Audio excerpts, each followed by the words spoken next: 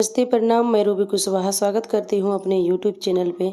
आज मैं एक छठ पूजा का गीत गाने जा रही हूँ। आप लोग को जैसा भी लगेगा कमेंट बॉक्स में ज़रूर बताइएगा।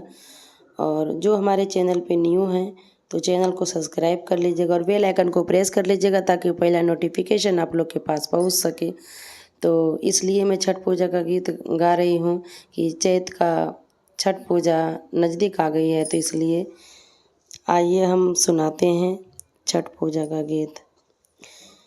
चारही कोना के पोखरवा जलायु मड़ता जय, जलाऊ मड़ता जय, दूधाऊ मड़ता जय, पिन्हना अन जानो पियरिया भइले अरगिया के बेर, भइले डलबैतिया के बेर, पिन्हना अन जानो पियरिया भइले अरगिया के बेर, भइले डलबैतिया के बेर, पिन्हना बहुअर देहि चुनरिया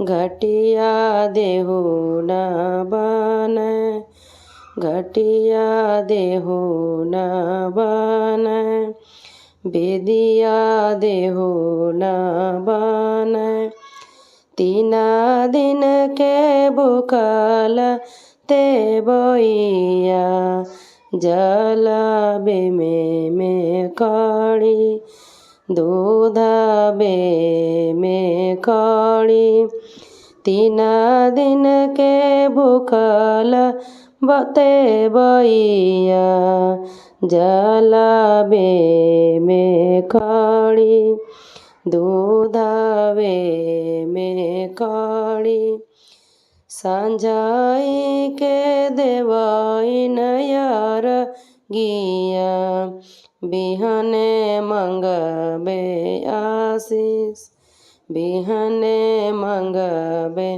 आशीष, पाँच पुत्र सूरज बाबा दिहलन, दियवा मंगबै जरूर, दियवा मंगबै जरूर। सूरज बाबा के चारो हथिन बहिनिया सेहो बहनो जाले ससुरा, सेहो बहनी जाले ससुरा, कोई रे दिहले बेटा अकबरिया दियवा रोवइत जाय, दियवा रोवइत जाय, केरे दिहले जीरा के खोइचावा, खोइचा धमसत जाय, खोइचा धमसत जाय, केरे दिहले देनु गैया, गैया हकरत जाय, गैया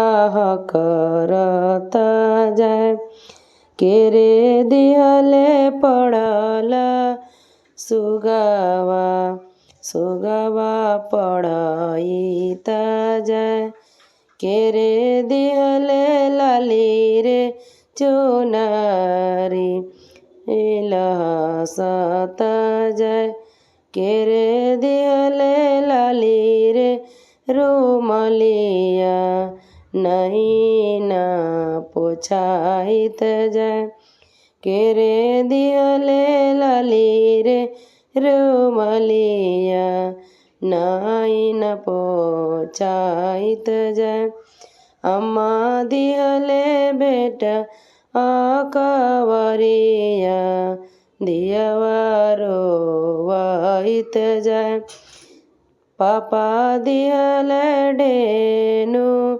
गैया गैया करत जाए। पापा दिहले डेनु गैया, गैया करत जाए। भाभी दिहले जीरा के खोइचवा, खोइचा धमसत जाए, खोइचा धमसत जाए। दीदी दिहले लाली चुनरिया, चुनरी लहसत जाए, चुनरी लहसत जाए। भैया दिहले पड़ल सुगवा, सुगवा पढ़इत जाए, सुगवा पढ़इत जाए। सखी सवा दिहले रुमलिया, नैना पोछाइत जाए, नैना पोछाइत जाए। धन्यवाद।